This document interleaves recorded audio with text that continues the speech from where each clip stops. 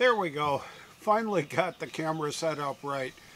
Hi there, and welcome back to the channel. This is the Prepared Suburbanite. Wanted to give you an update on our yard sale, rummage sale. We have a annual, yearly yard sale, rummage sale here in our neighborhood, and we put out a bunch of stuff that we wanted to make sure that if we're not using it anymore, that somebody that comes by could actually use it. So we got rid of our chainsaw, an old chainsaw that we've had for probably 10 or 15 years that hasn't been started for God knows how long, probably 2 years anyway. And got rid of some mini drones, got rid of some stuffed animals for the youngsters in the neighborhood, and we got rid of some camera equipment. So we actually did pretty good, all things considered. So I'll get into some detail right after this. There's an old saying that boys will be boys, and today that may not necessarily be true if you're listening to what the leftists want us to hear. But around here, boys will be boys. We've got a couple of, probably 4 or 5 youngsters between the ages of maybe 8 and 12 that frequent our backyard. And our backyard is out here, and it runs along a creek bed that goes all the way down to the cross street at the other end of our property. And these young boys come by a couple of times a week, and they do boy things. They are building a fort at the base of a toppled over tree, and there's a big root ball that sticks up, and the trunk of the tree crosses over the creek, and they wanted to build a fort right there. So he kept the boys would come up to the house and say, hey, can we borrow some wood? Sure. So I gave them a few 2x4s and a couple of old 2x6s that we had laying around, and they started building a fort. And by God, they actually got a little bit of an encampment going in the root ball of that tree that's tipped over and laying across the creek. It was heartwarming to watch those youngsters work together to get something that they wanted done. Now, whether it's going to be the most permanent thing you ever saw, I doubt it. But they had a ball.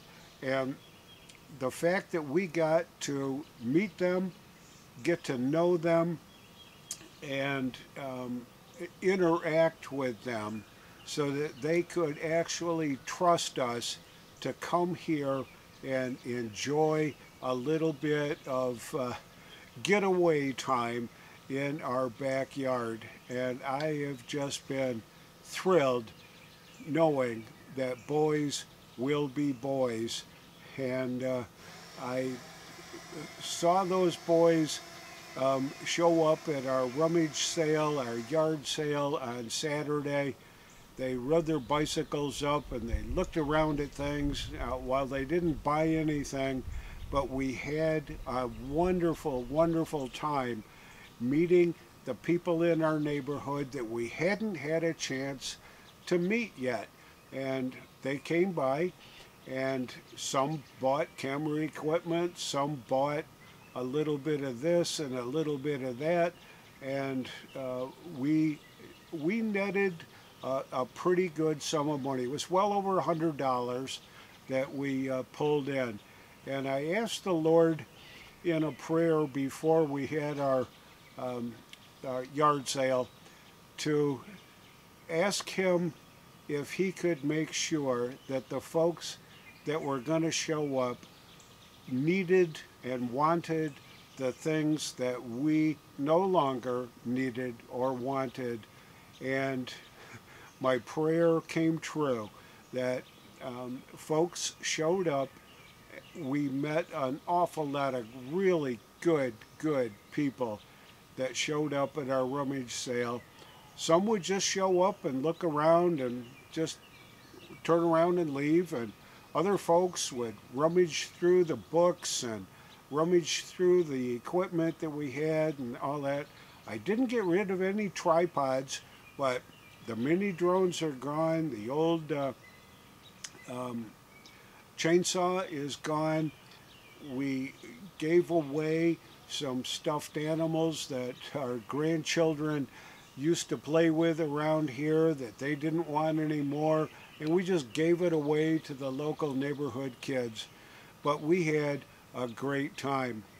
And I say boys will be boys, and I am very concerned about what's going on in society today that say that boys can be girls and girls can be boys, and all you got to do is just wish that to happen, and it happens. Well, it doesn't happen that way. I want the boys to be boys, just like I saw the boys building a fort in my backyard and loving the hell out of it. They just had a ball. Right now, we're watering the garden. I'm not. My wife is out in the garden right now, watering away, spraying things down with neem oil to keep the bugs off the fruit trees and some of the tomato plants and stuff like that. And our garden's coming along just absolutely terrific. And I couldn't be more happy knowing that I've got what I call a victory garden in my backyard. Certainly not enough to feed us for a long term, but we're going to be able to pull quite a bunch of tomatoes that we can, quite a bunch of peas and beans and beets and radishes and all kinds of good things, corn and onions and potatoes. We're going to have a great harvest this year. All this has everything to do with being prepared for the future. If we look around towards the future and we see what's coming, in less than 200 days, we're going to have a presidential nationwide election. If you haven't been affected by inflation, by the proposed tax increases, by the nonsense that's going around with electric vehicles and trying to decommission everything that has to do with fossil fuels, I guess, for lack of a better term, then you can continue to vote. If you want your taxes to go up, you vote Democrat. If you want more continued regulation on your life, vote Democrat. But if you, and I'm not saying that the Republicans are the answer to all your problems, but the Democrats sure are the problems that we have to face every single day. And I want to urge everybody that's listening today to get out there and vote hard for the Republicans, for the conservatives that are going to be running in your local districts, in your state offices, and in the federal level offices. It's absolutely imperative that we band together as conservatives and forward the message that we are sick and tired absolutely sick and tired of all the nonsense that's going on today in today's world. I am just blown away every time I turn on the news, and I do spend quite a lot of time looking at the news to make sure that I'm up on things that affect me and my family. And by God, I am certainly glad that I am a prepper, that I am working on my preparedness plan, trying to increase every single day what we've got as backup for food, water, home defense, self-defense, you name it.